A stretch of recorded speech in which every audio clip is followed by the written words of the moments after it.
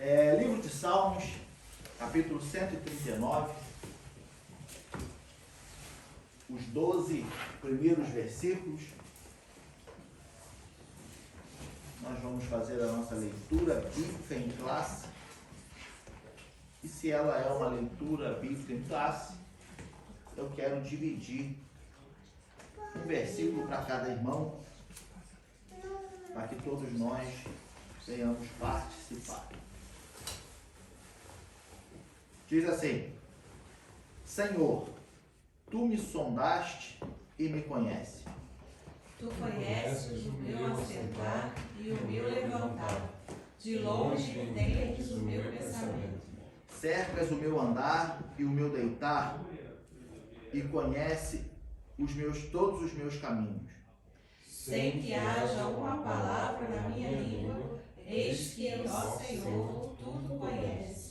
Tu me cercaste em volta e puseste sobre mim a tua mão. Tal ciência é para mim maravilhosíssima, tão alta que não a posso atingir. Para onde me irei do teu espírito, ou para onde fugirei da tua face?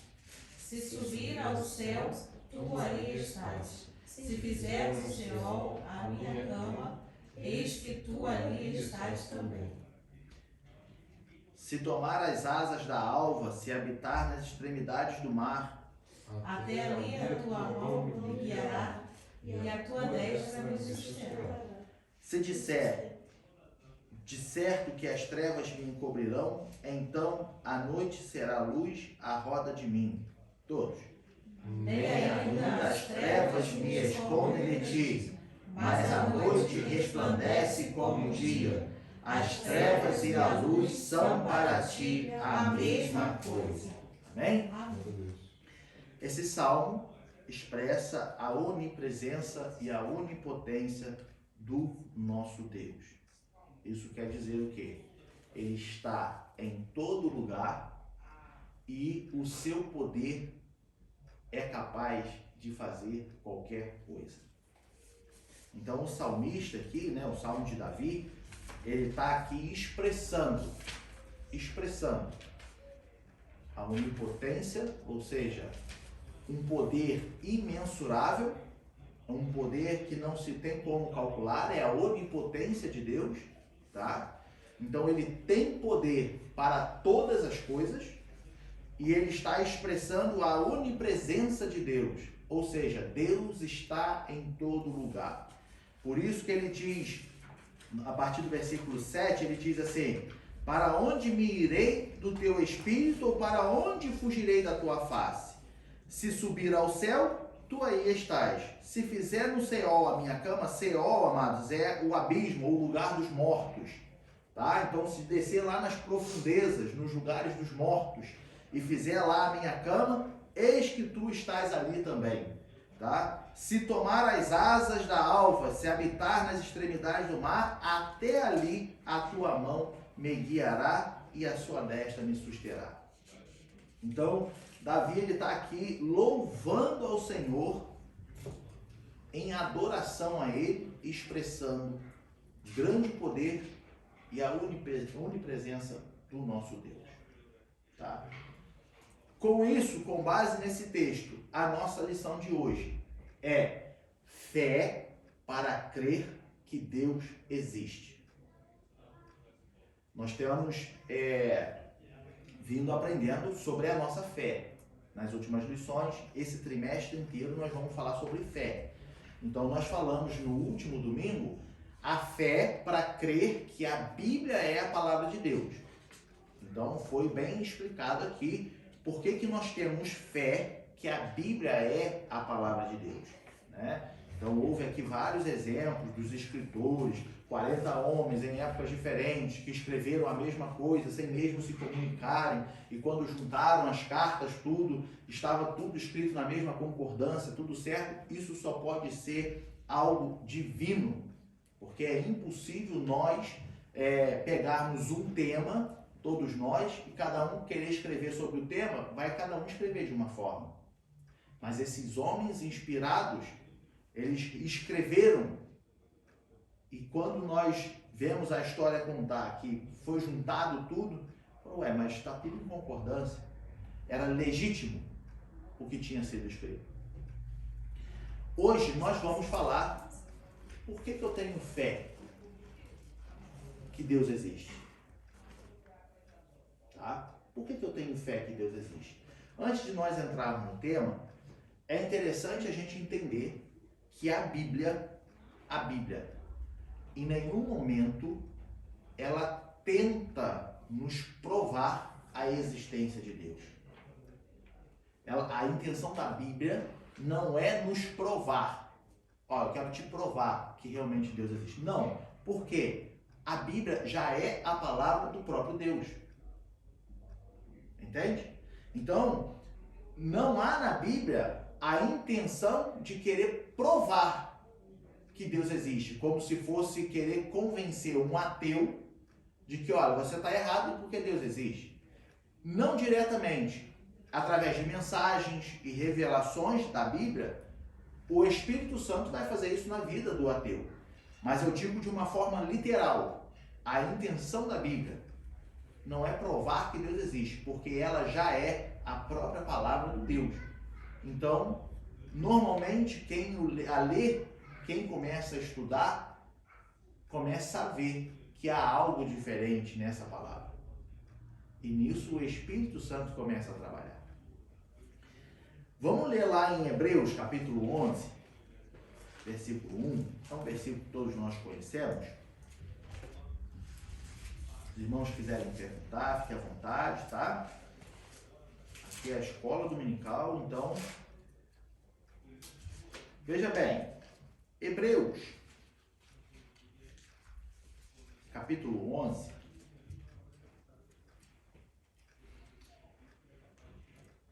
ele diz assim: ora, a fé é o firme fundamento das coisas que se esperam e a prova das coisas que se não veem. Veja bem, eu estou lendo esse versículo porque esse é um versículo base, um versículo chave para a nossa fé. Eu já disse aqui outras vezes, e eu gostaria de repetir essa parte, que nós não baseamos a nossa fé naquilo que a gente acha que existe. Nós não baseamos a nossa fé naquilo que, eu acho que existe isso, então eu tenho fé. Não. Em outras palavras, o que eu quero dizer, eu não tenho fé naquilo que... Ou seja, eu não preciso de provas para ter fé. Tá? Eu não preciso de provas para ter fé. A questão toda é, eu tenho fé porque eu já tenho provas o suficiente para ter fé. Entende o que eu quero dizer? Eu tenho fé porque eu tenho provas. Mas provas não porque eu busquei provas, porque as provas existem e é impossível não acreditar nelas. Entende? O escritor aos Hebreus, ele está dizendo, a fé é o firme fundamento das coisas que se esperam. Então, se você espera, é porque você acredita que existe e algo vai chegar. Eu não espero uma coisa que não existe. Eu não espero algo que eu sei que não vai vir, que eu não vou ter.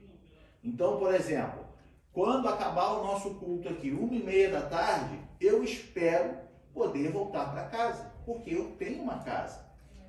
Então, eu tenho a esperança de voltar para casa. Eu espero que até às 11h30 os demais irmãos cheguem, porque eu sei que sempre chega, como acabou de chegar. Entende? Pode entrar. Então, eu tenho fé que vai chegar mais gente até a hora que a gente começar o culto. Por quê? Porque normalmente chegam-se as pessoas às 11h30, não é isso? Então eu tenho essa fé, eu espero isso, porque eu sei que acontece.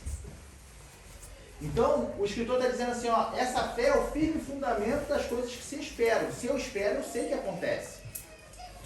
E ele diz, e a prova das coisas que se não veem. Aí veja bem, não é porque eu não vejo que não existe. E é aí, nessa parte, que muitas pessoas, elas confundem e falam assim, não, eu acredito naquilo que não existe. Não. Você acredita naquilo que existe. Você não vê, mas existe. E não é porque eu não vejo que não existe. Entende? Tem muita coisa que eu ainda não vi. Mas eu sei que existe. Eu nunca vi um foguete de perto. Mas eu sei que existe. Entende? Tem muitos países que eu nunca vi. Eu nunca visitei, não sei, Marrocos. Mas eu sei que existe. Mas eu nunca vi. Entende? Então, essa história de que a fé é acreditar em algo que não existe, ou acreditar somente num sobrenatural e pela... Não. Você tem fé porque, de fato, você espera algo que existe, e você tem fé porque, mesmo sem você ainda não ver, você sabe que ele está ali. Então, essa é a nossa fé. Aí entra o que Jesus falou para Tomé. Eu não preciso ver para crer. Não é isso? Porque Tomé estava lá, eu quero ver, mestre, eu quero ver. Ele falou, Tomé, bem-aventurado os que não viram e creram. Mas eles esperavam, porque eles sabiam o que tinha acontecido. Quando Jesus ressuscitou, a notícia correu. O mestre ressuscitou, o mestre está vivo. Alguns se alegraram, outros ficaram duvidando. Pedro, por exemplo, foi verificar. Depois voltou, de fato, o mestre ressuscitou. Tomé, só acredito se eu ver, se eu colocar a minha mão. E aí Jesus fala assim, olha, você não precisa ver para crer. Bem-aventurados os que não viram e creram. Então essa é a nossa fé. Eu ter a certeza de que existe. E por existir, eu espero. E para eu esperar, mesmo que ainda não tenha visto, eu não vou desistir de buscar. Essa é a nossa fé. Saindo agora um pouco da Bíblia, vamos pegar o contexto ao redor da Bíblia. Por que eu quero fazer isso como a introdução da nossa lição? Embora aqui nós sejamos todos cristãos, temos a nossa fé. Mas existem pessoas que querem provas de que Deus existe, mas falando, usar a Bíblia para falar que Deus existe, a Bíblia já é o que vocês usam mesmo, então eu não acredito na Bíblia. Será que o que a Bíblia está dizendo é realmente um fato? Então eu quero olhar ao redor e depois a gente volta para dentro da Bíblia. Existiu, numas décadas atrás, um homem, um grande filósofo grego, que se chamava Parmênides. Vê aqui se deve ter gente para entrar aí, deve ser um...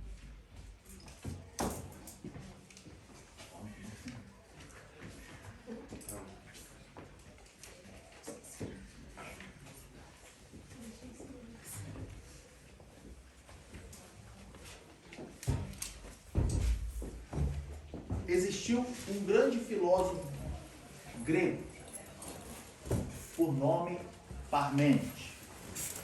E Parmênides, ele, sendo um filósofo, ele lançou uma pergunta no ar. Ele diz, não uma pergunta, mas uma afirmação, uma exclamação. Ele diz assim: nada surge do nada. Ele sendo um filósofo. Ele diz, nada surge do nada. Ou seja, nada se cria do nada. Entende isso? Ou é confuso?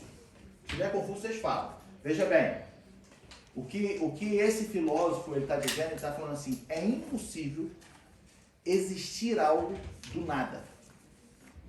Sempre se precisa de alguém ou de alguma coisa para criar alguma coisa. Vamos pegar. A gente aqui come bolo. A grande maioria aqui sabe fazer bolo, se não todos. Você não cria um bolo do nada. Faz assim, ó, aparecer um bolo. Você precisa de quê? De leite, de trigo, de açúcar, de fermento, do sabor que você vai usar no bolo. E então leva no forno, assa, e aí surgiu o bolo. Você não criou o bolo do nada. Você precisou do trigo. E o trigo teve que ser plantado, teve que crescer, teve que ser germinada a semente, teve que dar o fruto. O leite teve que vir da vaca, a vaca teve que nascer. Nada veio do nada. Então Parmênides, ele está dizendo isso. Ele está falando assim, olha, nada surge do nada. E quando Parmênides estava dizendo isso, ele estava falando em relação ao universo. Ele não estava falando de coisinhas aqui como eu citei. Ele estava falando do universo. E na intenção, eu escrevi aqui para não falar errado, ele estava dizendo na intenção assim, olha, dado que o universo existe, então, ou sempre existiu, ou teve um começo. Tá? Ou teve um começo. Se teve um começo, então significa que ele surgiu do nada. Isso é Parmênides dizendo. Ou o universo sempre existiu, ou teve um começo. Só que, se teve um começo, ele teve que surgir do nada. Entende? Entende o que ele está jogando aqui? Primeiro ele fala, nada surge do nada. Aí ele olha para o universo. Ele fala, e o universo? O universo sempre existiu ou teve um começo? Se o universo teve um começo, então significa que ele surgiu do nada.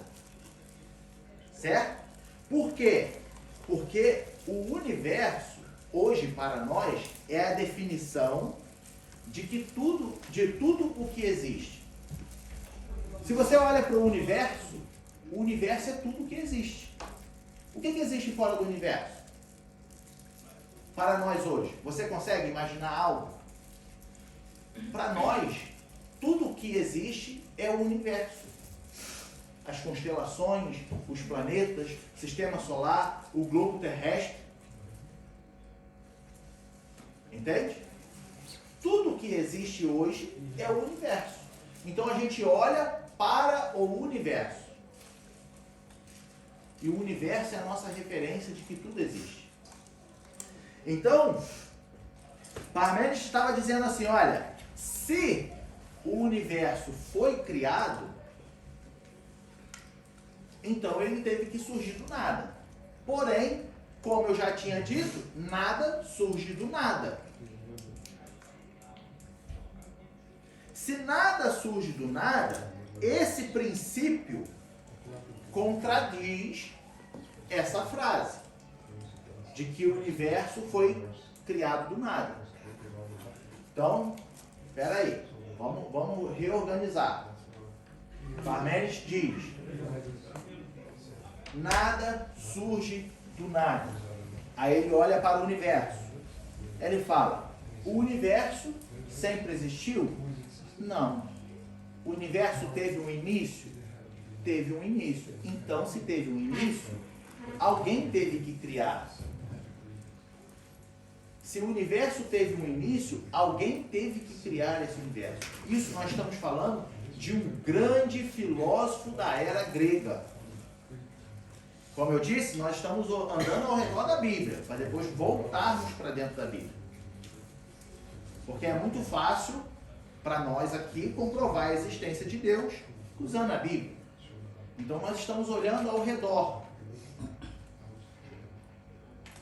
Para aqueles filósofos, a qual hoje em dia 90% da humanidade vive na base da filosofia, então nós estamos usando o que o mundo acredita. Filosofia? Então tá, vamos ver o que a filosofia falava. E fala. Parmênides, um grande filósofo grego, ele entra nesse impasse com ele mesmo. Sabe quando você começa a entrar em parafuso contigo mesmo? E tipo assim, isso não faz sentido. Não, peraí. Entende? Assim foi Parmênides. Parmênides, ele fala, nada surge do nada. E o universo? Sempre existiu? Não. Teve um começo. Mas se teve um começo, surgiu do nada? Não, não surgiu do nada, porque nada se faz do nada. Se teve um início, precisava-se de alguém para que o construísse. Conclusão de Parmênides. Um filósofo, baseado em Aristóteles, em Sócrates, ele fala assim, bom, essa parte da filosofia não faz sentido. Porque é impossível que haja algo sem que alguém o construa. O universo não surgiu do nada. Teve que ter alguém, algo, para que iniciasse esse processo. Para que trouxesse a existência ou universo. Um filósofo afirmando.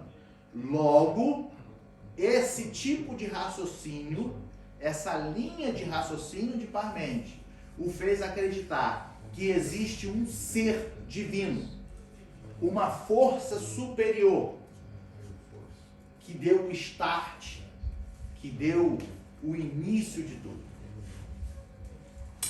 E só assim ele consegue descansar a sua linha de raciocínio.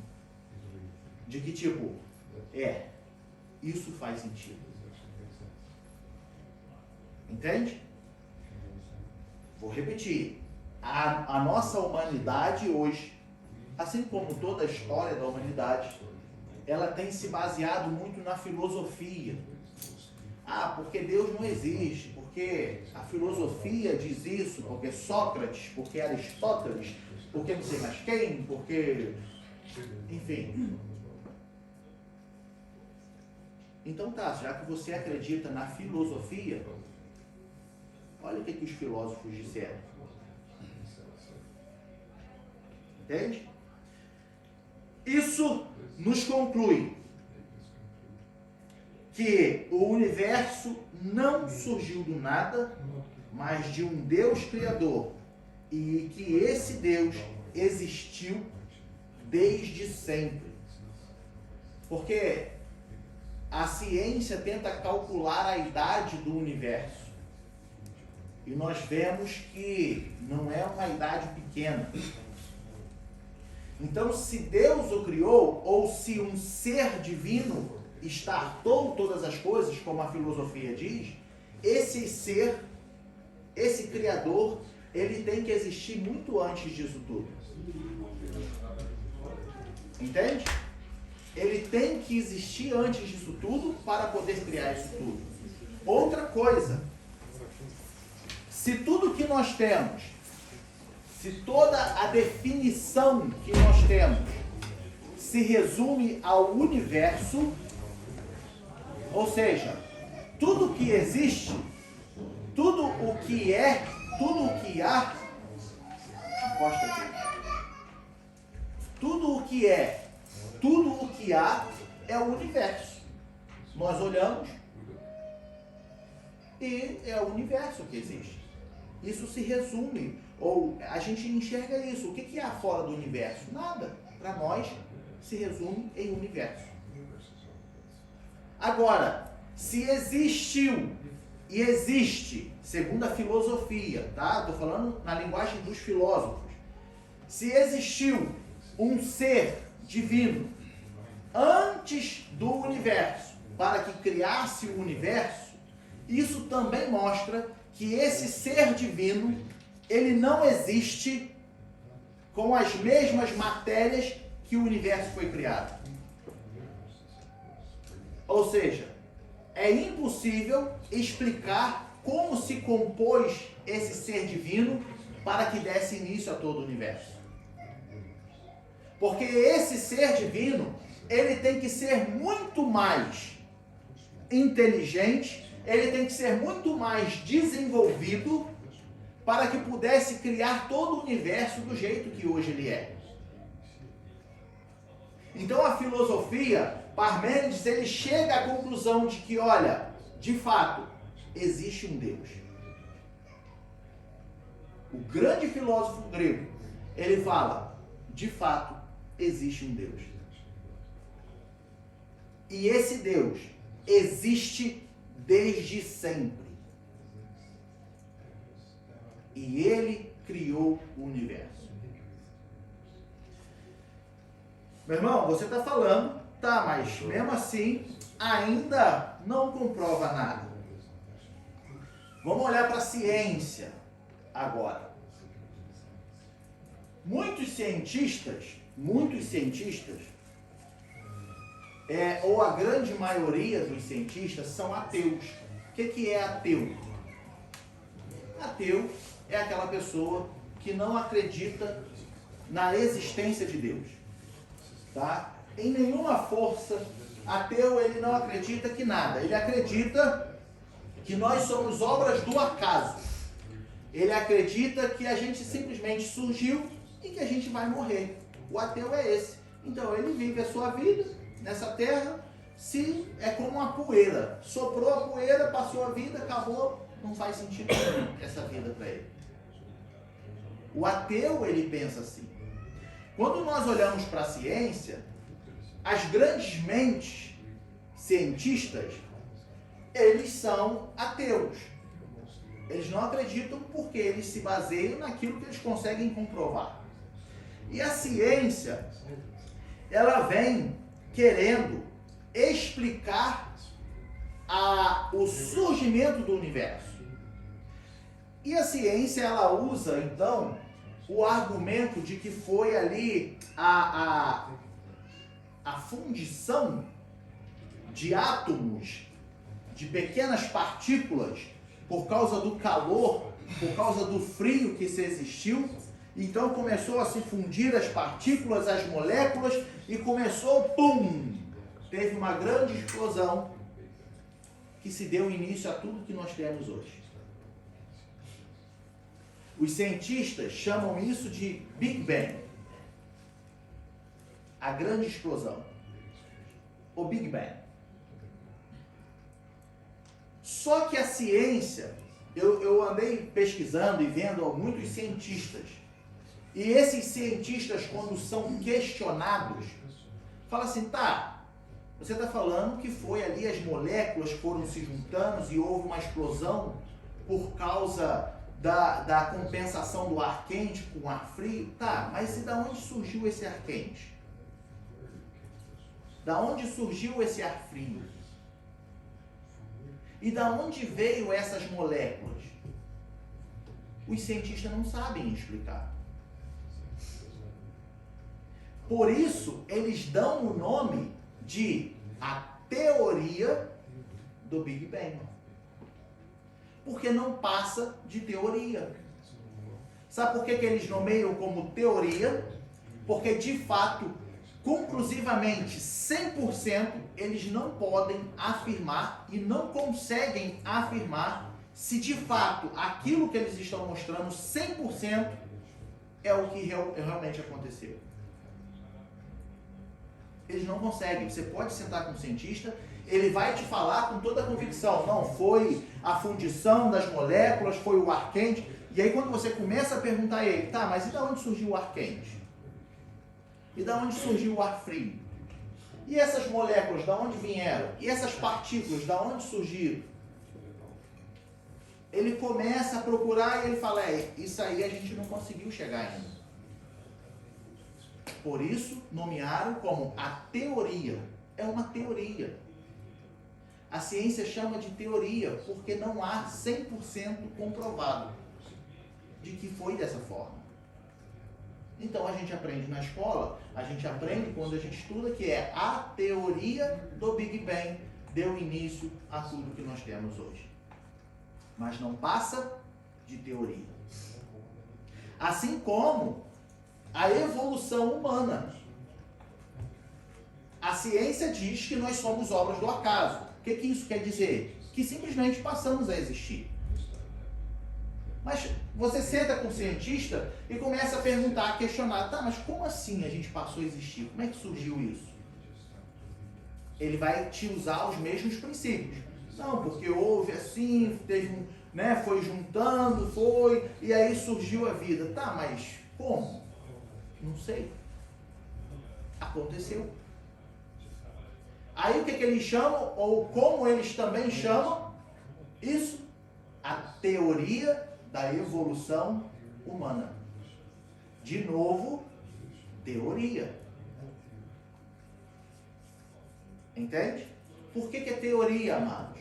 Porque a ciência, por mais desenvolvida que seja, por mais que te apresentem muitos e muitos pormenores de detalhes,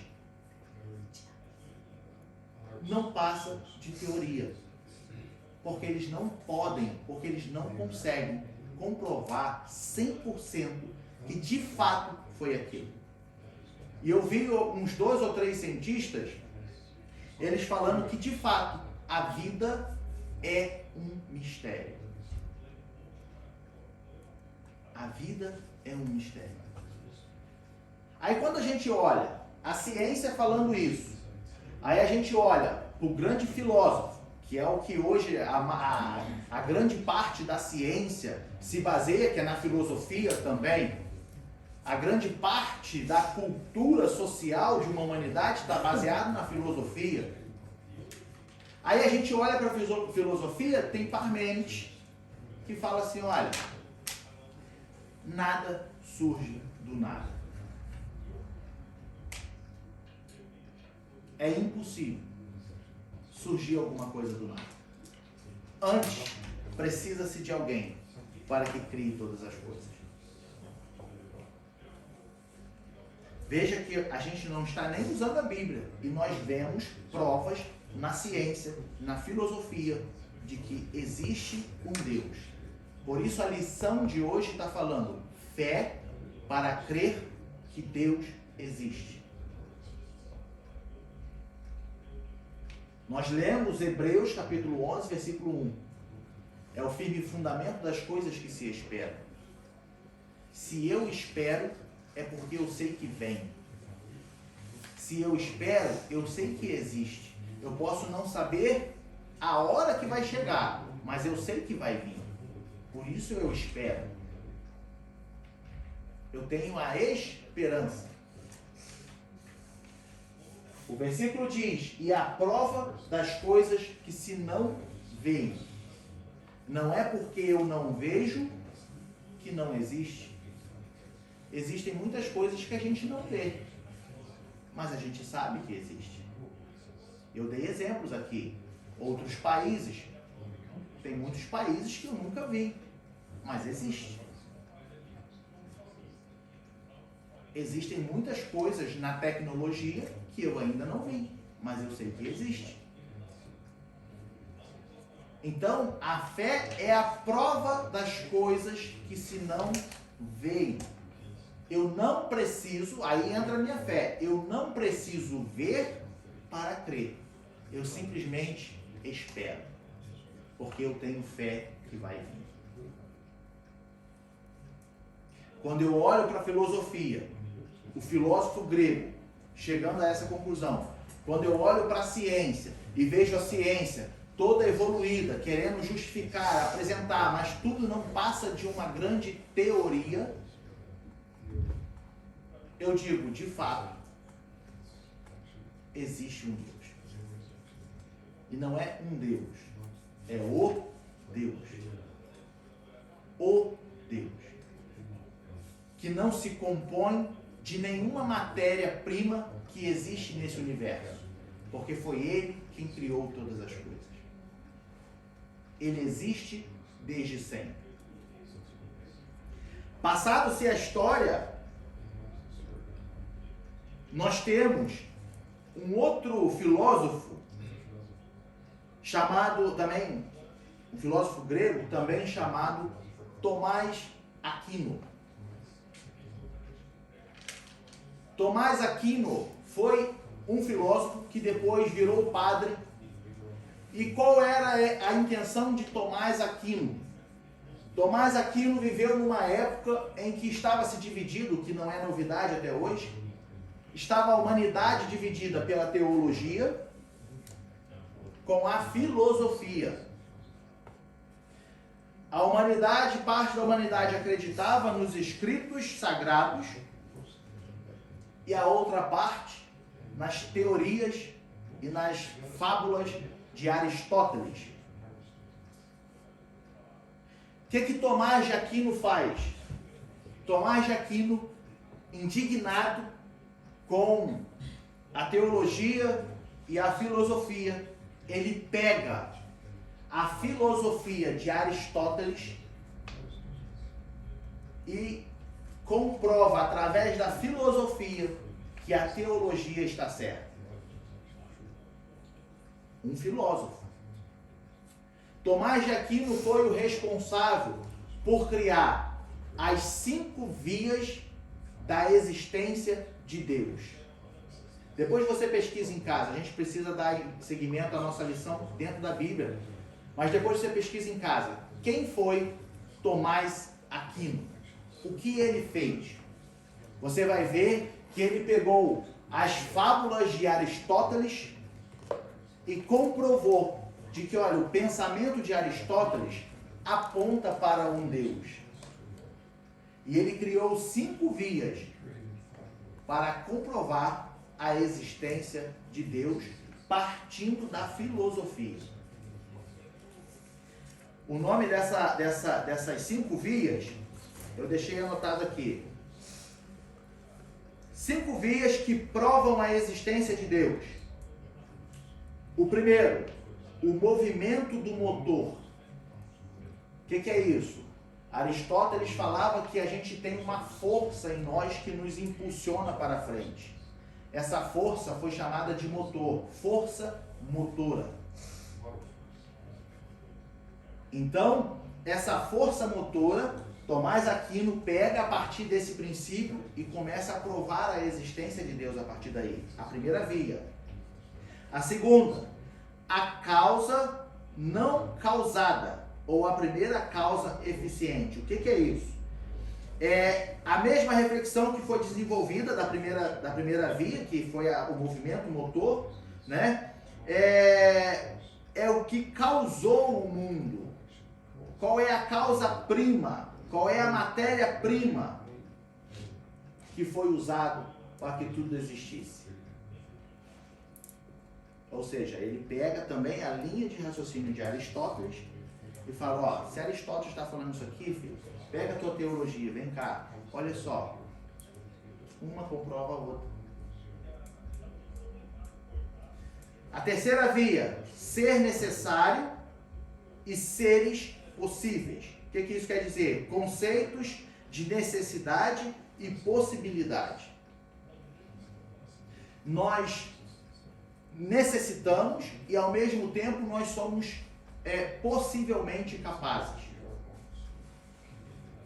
Isso comprova que a nossa vida, a nossa existência, para a ciência é um mistério.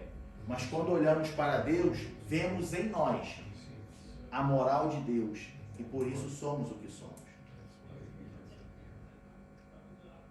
Quando olhamos para a ciência, ela diz assim, não, a vida é um mistério. Mas quando nós olhamos para Deus e vemos que Deus nos criou a sua imagem e semelhança, nós entendemos por que nós somos assim. Capazes. Mas também necessitados. Graus de perfeição. E por último, um governo supremo. Ou seja, aonde há uma organização das coisas e dos seres materiais. esse governo supremo que Tomás Aquino ele relaciona com Aristóteles é o funcionamento da natureza. Olha como é que todas as coisas funcionam perfeitamente. Olha para a natureza. Quando você olha para a criação, você que já teve a oportunidade de chegar em algum canto da Alemanha ou dos países vizinhos, ou até mesmo no seu país nativo, e ir num mirante, e esse mirante você ter uma vista tão bela, e você falar assim, quem criou isso tudo? Como é que funciona isso tudo? O pôr do sol, vem a lua, o tempo frio, o calor, o vento que sopra, a maré que sobe, a maré que abaixa. Quem coordena essas coisas? O Ser Supremo. Tomás Aquino, o filósofo grego, ele pega as teorias de Aristóteles e pega a teologia cristã e fala assim, de fato, Deus existe. Amados, provas não faltam para a gente acreditar na existência do nosso Deus. Não falta prova. Por isso tenho fé. Não porque eu estou procurando prova, como Tomé quis fazer com Jesus. Não, eu só vou crer depois que eu ver. Não. Eu não estou procurando provas. Mas pelo contrário, eu tenho fé porque existem já provas o suficiente da existência do nosso Deus. É impossível não ter fé. Quando olho para a natureza, eu vejo Deus na natureza. Quando olho para o ser humano, eu vejo Deus no ser humano. Como não acreditar na existência do nosso Deus? Os cientistas, mesmo não tendo 100% da certeza, muitos cientistas se converteram. Muitos cientistas se converteram a Cristo. Reconheceram, não, realmente existe um Deus, porque não faz sentido isso tudo. Mas muitos cientistas, mesmo assim, mesmo sabendo que não tem 100% de comprovação, eles preferem se manter apoiado em cima daquilo que eles estudaram. E por isso defendem de unha e carne e não dão o braço a torcer de que, olha, eu não consigo te provar 100%, mas também que Deus existe, prefiro negar. Infelizmente, tem muitos cientistas assim. Ó, a ciência me mostrou isso aqui, então eu acredito no que a ciência me mostrou e que Deus existe, não faço nem questão. Isso aí é lorota. Mas, cara, a ciência não pode provar 100%. E aonde estão esses 2% que a ciência não pode provar? Ah, isso aí é inexplicável. Mas a ciência não exige precisão? Tem que ser preciso? Como é que tu vai se contentar com 98%? Eles não dão um braço a torcer de que existe um Deus. Mas muitos entenderam e falaram assim, de fato, o mistério do universo, o mistério da humanidade, só existindo um Deus para que possa fazer e coordenar tudo isso. E então confessaram ao Senhor, nosso Deus, como Senhor e Salvador. Aí nós temos hoje o ateísmo. Nós temos hoje, a partir da filosofia, partindo da ciência, as pessoas que são ateus. Nós temos, a lição nos apresenta 3 categorias de ateus. Tá? Nós temos um que é especulativo.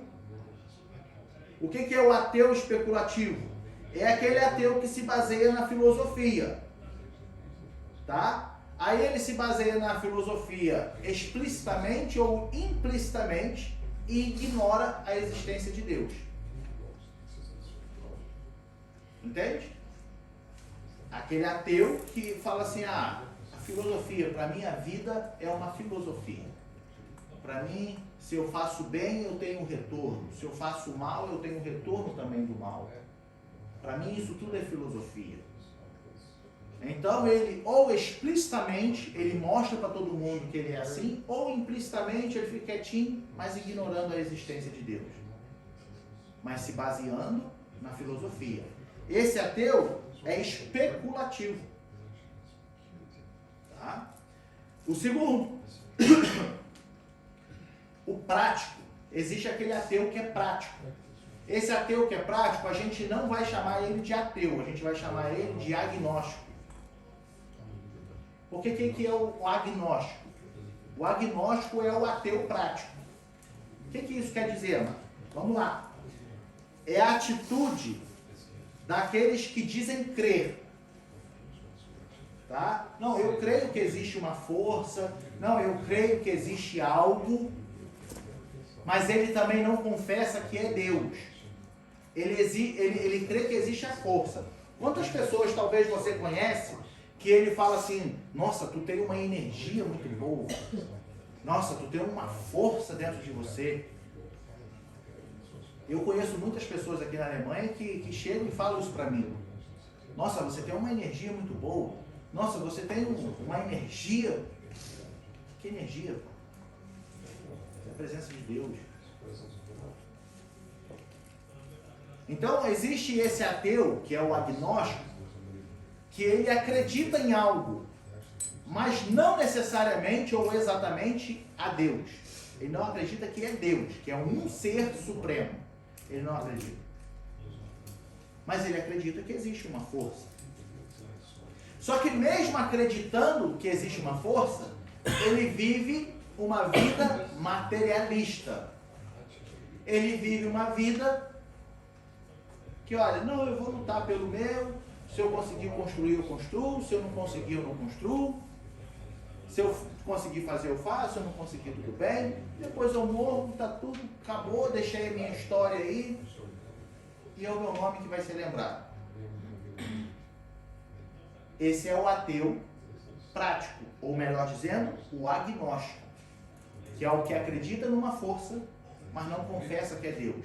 E também vive uma vida materialista dispensando, ou como se não existisse essa força que ele crê. Entende? Se estiver confuso, os irmãos falam. 3.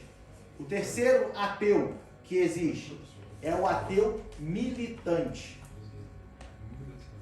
O que é o ateu militante? É aquele ateu que ele quer brigar com Deus.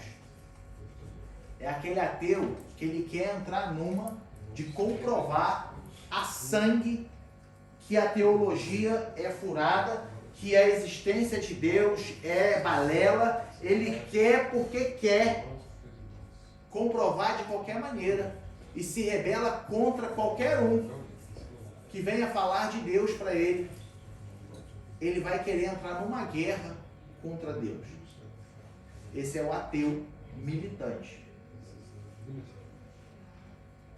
É aquele camarada que ele é teu amigo, mas se tu falar assim, graças a Deus, ele já vai querer comprovar para tu que tu é maluco. Ele já vai querer provar para você que, ó, que graças a Deus o quê? Deus não fez nada. É o ateu militante. Nós, amados, nós cremos num Deus que ele é imanente e transcendente. O nosso Deus, que nós cremos, o Deus criador dos céus e da terra, o Deus que sempre existiu, que existe desde sempre, ele é imanente e transcendente. Por que imanente? Porque ele está conosco aonde nós estivermos. Ele é um Deus próximo. Ele não é um Deus distante. Ele é um Deus que caminha com você. Ele é um Deus que está ao seu lado. Ele é um Deus que te pega pela mão direita e te ajuda a atravessar. Ele é um Deus que te capacita. Ele é um Deus que Ele se preocupa com você. Ele é um Deus que te ama. E te ama tanto que mandou o seu único filho para morrer na cruz pela sua vida. Esse é o Deus imanente. O que é o Deus transcendente? Antes de falar de transcendente, ainda dentro de imanente, eu separei a referência e não li. Filipenses capítulo 4, versículo 5. Olha o que Paulo vem dizer. É um Deus que quer manter a comunhão conosco. Filipenses 4, 5. Ele diz: seja a vossa equidade notória a todos os homens. Perto está o Senhor. Seja o seu comportamento, seja as suas atitudes, seja aquilo que você faz notório a todos os homens. Porque perto está o Senhor. Ele está perto de você, amado. Ele não te desampara. Ele não te deixa só. Se você, assim como eu, nós cremos no nosso Deus, nós cremos no Deus, o Deus dos deuses, o Senhor dos senhores, aquele que é ontem, aquele que é hoje, aquele que é eternamente. Ele não te desampara, Ele não te deixa só. Ele é um Deus imanente. Nós temos também nesse Deus a transcendência de Deus, que diz: Ele está em si mesmo e não transmite a outro a sua glória. Deus, Ele não dá a sua glória a ninguém. Ele não divide a sua glória a ninguém. Ao mesmo tempo que Ele se aproxima de nós, criaturas, pecadoras, Ele ainda é transcendente. Ou seja, Ele é rico em glória. O seu poder é infinito. Ele está em todos os lugares. Ele criou o universo e tudo que nele há, através dos seus atributos de poder, onipotência, onipresença e onisciência. Ele tem um poder infinito, ele é onipresente, está em todos os lugares, e ele é onisciente. Ele sabe o que você vai pensar, mesmo antes que você pense. Ele sabe o que você vai fazer, ele sabe a desculpa que você vai dar, ele sabe o que você está pensando para amanhã, mesmo antes que isso cresça no seu coração. Por isso, no nosso texto base de Salmo 139, Davi diz: para onde me irei do seu espírito? Para onde fugirei? Se eu for para o céu, tu já está aí em cima. Se eu for para o Seol e fizer a minha cama, tu também está lá. Se eu for para o mar, tu também está lá. Para onde me irei? Aonde me esconderei?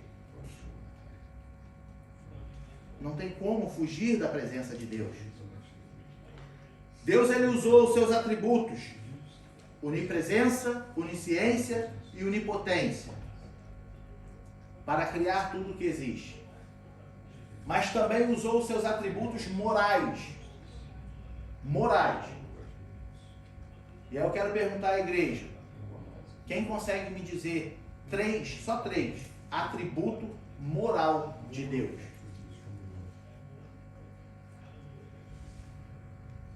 Nós temos atributos do poder de Deus: onipotência, onisciência e onipresença. Mas também temos os atributos morais de Deus. 3 atributos: justiça. Mais o quê? Humildade. Humildade.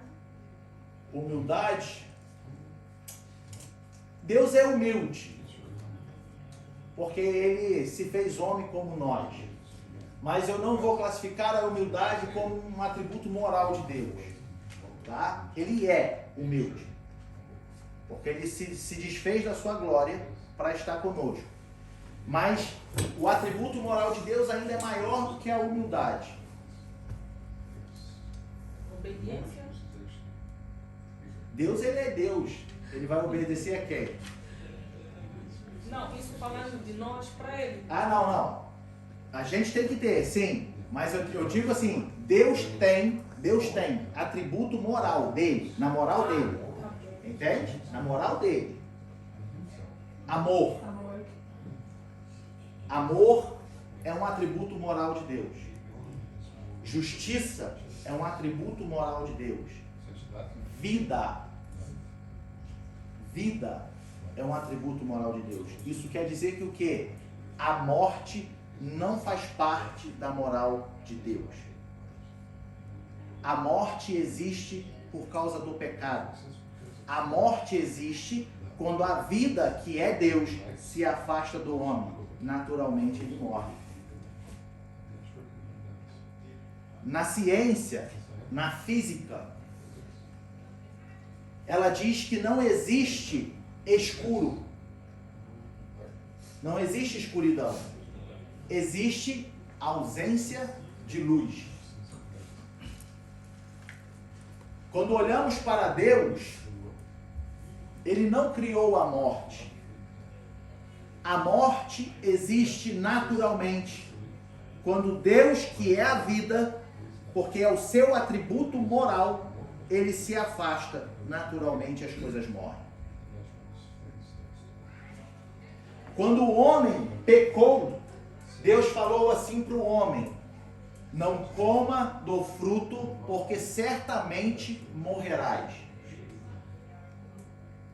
Não coma do fruto, porque certamente tu vai morrer. Por que Deus falou isso? Porque Deus estava falando para o homem assim, para Adão e Eva. Ele disse: se você comer do fruto, você vai desobedecer. Se você desobedecer, você vai se afastar de mim. E se você se afastar de mim, você vai morrer. Nós podemos concluir isso quando Deus expulsa o homem do jardim do Éden. E a Bíblia vem nos dizer que ele fala assim: vamos tirar o homem do jardim do Éden, para que não coma da árvore da vida e viva eternamente com o pecado, a desobediência. Quando o homem sai do jardim do Éden, o que o homem tinha no jardim do Éden? Convivência pessoal com Deus. Depois que o homem saiu do jardim do Éden, essa convivência pessoal de que Deus visitava o jardim e passeava com eles pelo jardim, quando o homem sai do jardim do Éden, ele perde essa convivência com Deus. Logo, obviamente, começa a morrer. Ele morre. O homem, longe de Deus, ele morre. Deus nos prometeu a vida eterna. O nosso corpo nessa terra vai morrer, porque é de natureza pecaminosa, por causa da queda do homem. Então você sente dor hoje, você passa sofrimento, você se entristece, você tem dificuldades por causa do pecado que hoje habita no mundo. E a nossa carne é pecaminosa. Você vai morrer, a sua carne vai morrer. Mas Deus fala assim: olha, a morte é uma passagem para a vida eterna, porque eu quero que vocês vivam. Se não me falha a memória, lá em Jeremias, ele diz assim: eu não tenho prazer na morte do ímpio, antes quero que ele viva. Deus não tem prazer na morte de ninguém. Ele não tem prazer na morte de ninguém. Ele quer que você viva. E por isso, lá em 1 João, capítulo 2, ele vem dizer assim: e a promessa que ele nos fez é esta, a vida eterna. Deus quer que você viva. É um atributo moral de Deus. É atributo moral. Esta é a promessa que ele nos fez, a vida eterna. Atributo moral. Amor, benevolência. O que é benevolência? Bondade. Nós não somos merecedores, mas Deus, mesmo assim, ainda é bondoso conosco. Nós não somos merecedores, mas a bondade de Deus te acompanha todos os dias, assim como a sua misericórdia acompanha todos os dias. Atributo moral de Deus. Quando Deus cria o universo e tudo que nele há, Deus usa seus atributos: onipotência, onipresença, onisciência. E também coloca e usa os atributos amor, vida, benevolência, justiça, atributos morais. Quando ele cria o homem, há em nós, existe em nós, há atributos da moral de Deus.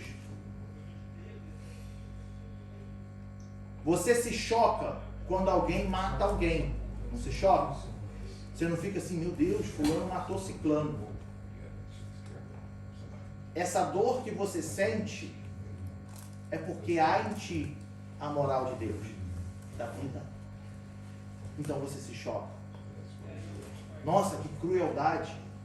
Nossa, que barbaridade. Porque mesmo caído com a queda do homem, ainda há em ti a moral de Deus. Ou parte da moral de Deus. O que cremos a respeito de Deus? Cremos que Ele é eterno. Nós cremos que Ele não está sujeito ao tempo, o tempo em que nós vivemos. Põe lá, por gentileza, 2 Pedro, capítulo 3, versículo 8. Entra aí. 2 Pedro, capítulo 3, versículo 8. A gente vê que o nosso Deus não está sujeito ao tempo. Ele diz: mas amados, não ignoreis uma coisa, que um dia para o Senhor é como 1000 anos, e 1000 anos como um dia.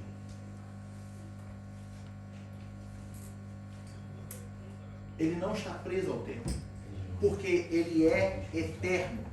Ele não teve um início. Nós vimos isso no início da lição. O nosso Deus não teve um início. O nosso Deus é. Eu deixei claro aqui, de acordo com a filosofia de Parmênides. Parmênides diz: nada surge do nada. E se nada surge do nada, teve que ter alguém que o criou. E esse alguém que o criou tem que existir desde sempre. Ele é o que é. Isso é difícil para a mente humana poder entender. Isso é difícil, muitas das vezes, para nós poder entender. Mas como Deus é o que é? Como Deus existe desde sempre? Por quê, amados? Quando nós olhamos para nós, tudo que existe é o universo. O que existe fora do universo? A gente não sabe, porque para nós o que se resume é a criação do universo. Fora do universo existe Deus, que sempre existiu. Quando Moisés foi falar com o Senhor, bota lá Êxodo capítulo 3, versículo 14. Moisés pergunta o nome de Deus. Sabe? Moisés diz assim: quem que eu vou falar que me enviou? Qual é teu nome? Lembra que Moisés estava apacentando as ovelhas do seu sogro, e aí ele olha para uma sarça, e aquela sarça ela queimava. mas não se consumiam. E aí uma voz de dentro da sarça diz assim: Moisés, tira a sandália dos seus pés, porque o lugar onde pisas é santo.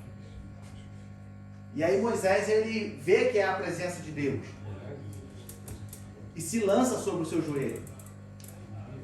E aí ele fala: quem és tu?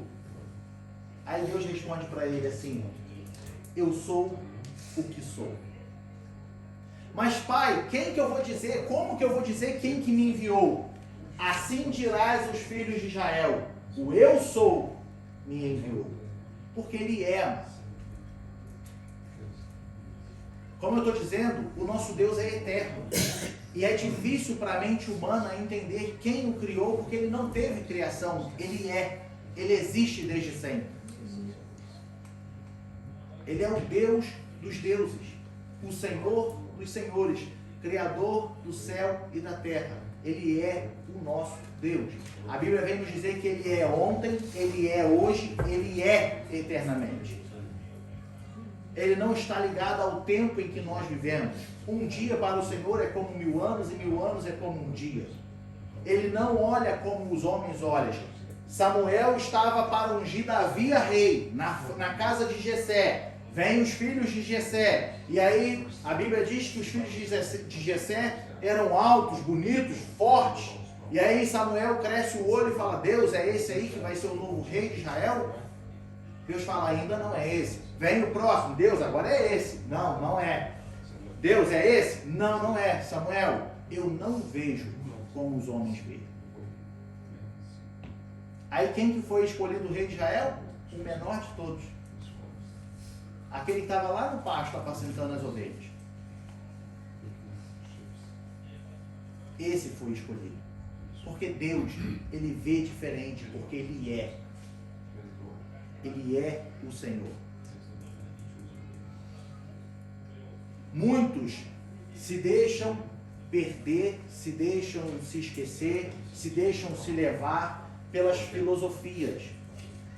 Entram na filosofia e deixam se levar pela filosofia. E com isso, ela se perde. Ela morre e começa a viver uma vida sem propósito, uma vida sem sentido. É como assim: ah não, eu nasci, cresci, amadureci, envelheci e morri. E fica por isso mesmo. Mas não, amado. A nossa vida tem um propósito e após a nossa vida tem outro propósito. Que é sermos arrebatados, morarmos com Cristo. Ele não nos criou para ficarmos aqui nesse mundo assim, vivendo como uma folha seca. O vento sopra para lá, você vai. O vento sopra para cá, você vai. Não, nós temos um propósito. Qual é o propósito de Deus na sua vida? Dando sequência.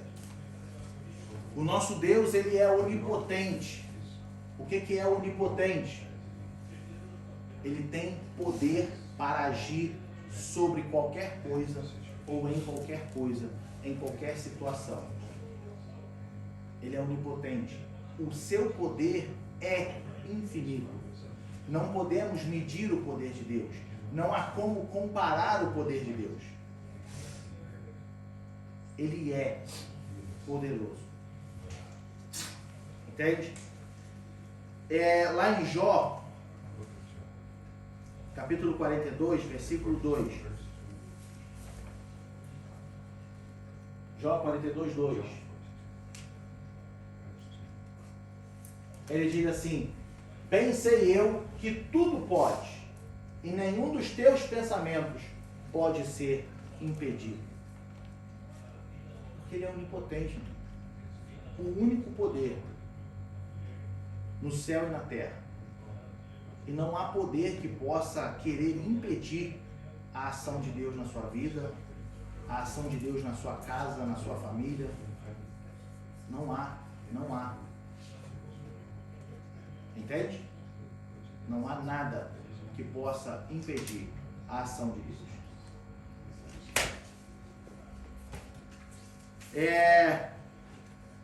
Nós vemos também Davi Em Salmos capítulo 29, versículo 4. Davi, um jovem criado no campo. Quando nós olhamos para Davi, nós vemos que Davi ele apacentava as ovelhas do seu pai. E Davi era um jovem corajoso. Portanto, quando ele vai enfrentar o gigante Golias, ele chega para Saul e ele fala assim, Saul fala assim, mas tu é muito jovem. Como é que tu vai enfrentar um gigante sendo uma criança? E ele fala assim, eu tomo conta das ovelhas do meu pai. E quando o urso veio, eu enfrentei o urso e matei. Quando veio o leão, eu enfrentei o leão e o matei. Esse gigante aí para mim, quer dizer nada. Davi, sendo um jovem, enfrentou vários obstáculos, várias barreiras na sua vida. E nesse versículo ele diz assim, a voz do Senhor é poderosa. A voz do Senhor é cheia de majestade. Porque Davi, quando fala isso, Davi está expressando aquilo que realmente ele sentia e como ele via o Todo-Poderoso. Por isso ele não tinha medo. Vinha um urso para querer pegar as ovelhas, ele pegava o urso, ele matava o urso. Vinha o leão, ele enfrentava o leão. Tu imagina uma criança enfrentando um leão. Se você já foi no zoológico, pode ver o tamanho que esse bicho é. O leão, a pata do leão é um troço desse tamanho. Ah, mas era filhote na Bíblia quando Davi. Que seja. Se for um filhote já de meia idade, já é mais forte do que qualquer homem. E se o filhote estava ali, pode ter certeza que a mãe estaria também. Porque o filhote nunca anda longe da mãe. Então essa teoria de que era um filhote, não cola. Mas Davi enfrentou. E Davi tinha convicção de quem estava com ele. Davi tinha essa convicção. Quando está lá o exército de Israel, todo parado, vendo um gigante, afrontando, desaforando, ele fala assim, ninguém vai enfrentar esse gigante não. Vocês vão deixar ele ficar falando? Eu vou lá. Eu vou lá. Não, mas tu é uma criança, tu volta para casa, tu não vai conseguir. Aí vem Saul e fala assim, tu quer lutar? Então veste a armadura. Aí a Bíblia diz que Davi não conseguia nem se mexer com a armadura de Saul. De tão pesada que era, de tão grande que era. Aí Davi fala, eu não preciso de nada disso não. Eu vou em nome do Senhor dos Exércitos. E vai lá e derruba o gigante. Amados, o nosso Deus, Ele é onipotente. Não há nada que possa impedir o poder do nosso Deus. Ele também é onipresente, como nós lemos no Salmo 139. Ele está em todos os lugares. Não há como nos escondermos da sua presença. Põe lá Salmo 139 de novo.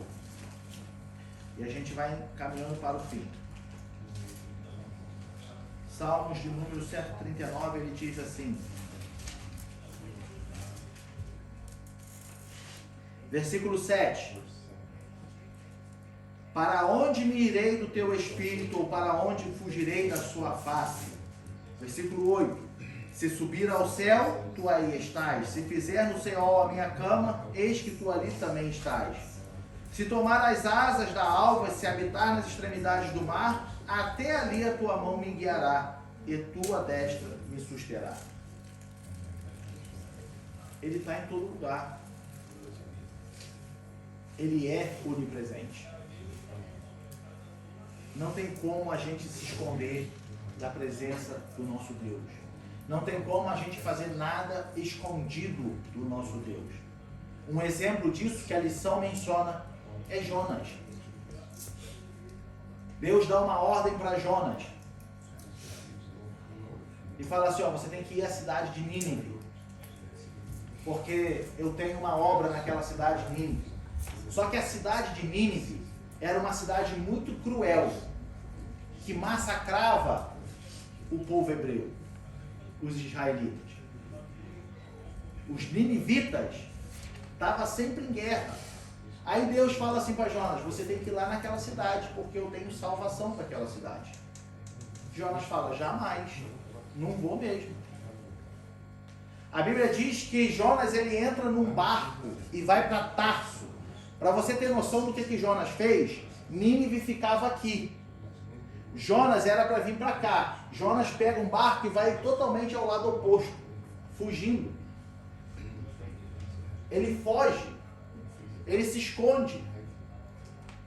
Ele vai para a extremidade mais longe que poderia ter da cidade de Nínive, que era Tarsis.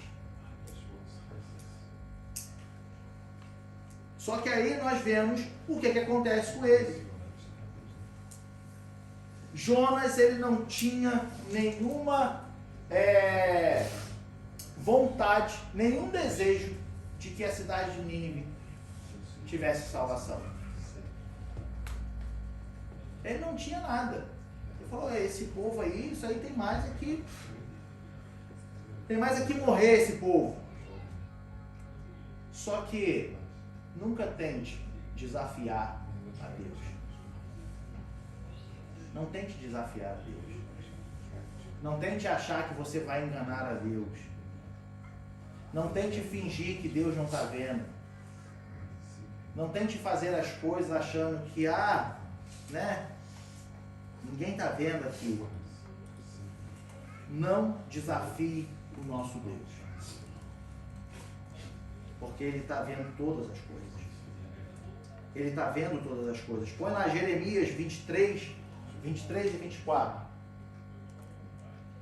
O profeta Jeremias diz assim: sou eu apenas Deus de perto, diz o Senhor, e não também Deus de longe? O próximo. Esconder-se-ia alguém em esconderijos, de modo que eu não o veja, diz o Senhor. Porventura, não encho eu os céus e a terra, diz o Senhor.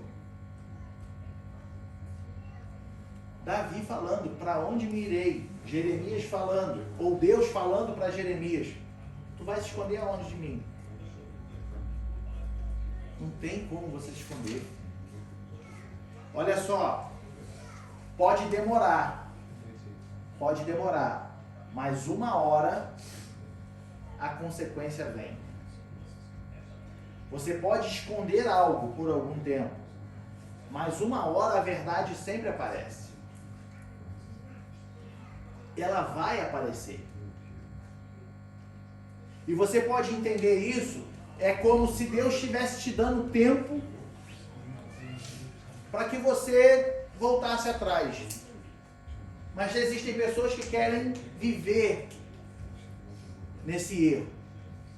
Não, eu fiz, é mentira, estou me escondendo, não, está escondido, ninguém sabe.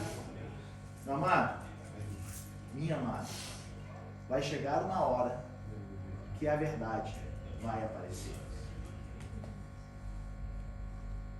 Não adianta fugir. Porque Deus, Ele revela todas as coisas. Vamos tentar e vamos buscar a Deus para viver em conformidade com a vontade dEle.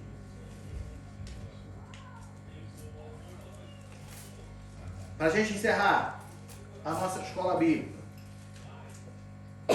Deus é a razão de tudo. Deus é a razão de tudo. Amado, não perca seu tempo. Não perca seu tempo com uma vida passageira. Como eu disse aqui, como uma folha seca. Se tu for ali fora e ver uma folha seca, quando o vento sopra, ela vai para lá, depois ela volta, depois ela vai para a esquerda, depois ela vai para a direita. Não tem direção. Não perca seu tempo. Não perca seu tempo. Nós não temos tempo a perder. O salmista vem dizer, põe lá Salmo de número 90, versículo 9 e 10. Olha o que ele vem dizer. Pois todos os nossos dias vão passando na tua indignação. Acabam-se os nossos anos como um conto ligeiro. A duração de nossa vida é de 70 anos. E se alguns, pela sua robustez, chega a 80 anos, o melhor deles é canseira e enfado, pois passa rapidamente e nós voamos. Você vai viver e você pode até chegar aos 100 anos de idade. Mas pode ter certeza que passou dos 80, o que você vai sentir é cansaço, enfado. Sabe? Tu já vai estar ali fraquinho. E a Bíblia está dizendo assim, olha, saiba contar os seus dias. Saiba aproveitar os seus dias na presença de Deus. Porque a vida é passageira. Tem gente que briga por tanta coisa nessa vida. Tem gente que faz questão de tanta coisa nessa vida. Você morre. Fica tudo para ir. Você morre. Tem gente que briga com a família. Tem gente que briga com os pais. Que é capaz de matar por qualquer coisa nessa vida. E você morre. Fica tudo para trás. O que sobrou de você? Pó, cinza. Então Deus está nos alertando, olha, não perca tempo com coisas desnecessárias. Não perca seu tempo brigando por coisas que não vai trazer edificação nenhuma. Não perca seu tempo fazendo coisas que não faz sentido na sua vida. Existe um Deus. Existe um Deus. E esse Deus, Ele quer caminhar com você todos os dias. Quando nós desafiamos a Deus, como Jonas fez, por exemplo, era para ir para Nínive, ele foi para Tarsis. O que aconteceu com Jonas? No meio do caminho, a Bíblia nos revela que veio a tempestade, Jonas foi lançado no mar, um grande peixe engole a Jonas e o vomita onde? Na praia de Nínive. Deus, quando Ele tem um propósito, Deus, quando Ele te dá uma ordem, Deus, quando te chama para fazer algo, não fuja da sua responsabilidade. Jonas passou momentos difíceis da sua vida desnecessariamente. Depois do terceiro dia no ventre do peixe, a Bíblia diz que Jonas falou, Deus, eis-me aqui, pode contar comigo. Então eu vou lá, vou pregar. Não queira tentar frustrar os planos de Deus na sua vida, porque haverão consequências desnecessárias. Por isso Deus está dizendo, não perca tempo. Não perca seu tempo. Aproveite o seu tempo, porque essa vida, ela é passageira. E o que você tem feito com a sua vida, com o seu tempo? Deus age como quer. Os seus planos são perfeitos, a sua misericórdia é eterna, os seus pensamentos são maravilhosos.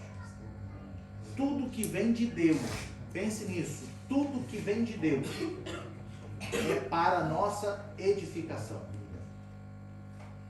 Mas Deus falou não, o não de Deus é para a sua edificação. Entenda isso. Ele é onisciente, amado. Ele é onipresente. Você está vendo aqui, Ele está vendo lá na frente. Você está pensando agora, Ele está pensando lá na sua velhice.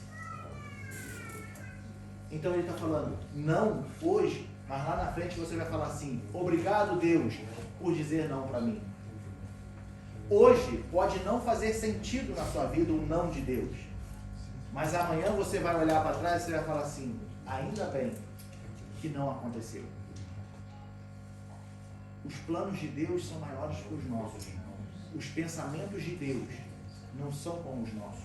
Deus não está ligado ao nosso tempo. Um ano para Deus, ou um dia para Deus é como 1000 anos, e vice-versa. Ele não está ligado na mesma dimensão que nós vivemos. Ele sabe de tudo. Ele é dono. Ele é o próprio poder. Então nós vemos hoje, amados, fé para crer que Deus existe. E nós começamos falando com base no que a filosofia diz, e nós vemos Parmênides confessando a existência de Deus, porque nada surge do nada, a frase de Parmênides. Nós vemos Tomás Aquino, que vivia num conflito de Aristóteles com a teologia. E ele fala assim, não, peraí, ele era filósofo também. Tomás Aquino era filósofo. Mas ele olha para a teologia, olha para a filosofia, e ele fala assim, tem pelo menos 5 vias para comprovar a existência de Deus, a partir do que Aristóteles falava com o que a teologia mostra. Sendo um filósofo, comprovando a existência de Deus. Nós olhamos à luz da Bíblia. A Bíblia é a palavra de Deus. Amados, não há dúvida de que Deus existe. Não há dúvida de que nós servimos a um Deus que existe desde sempre. Nada o criou. Pelo contrário, Ele criou todas as coisas. Amém?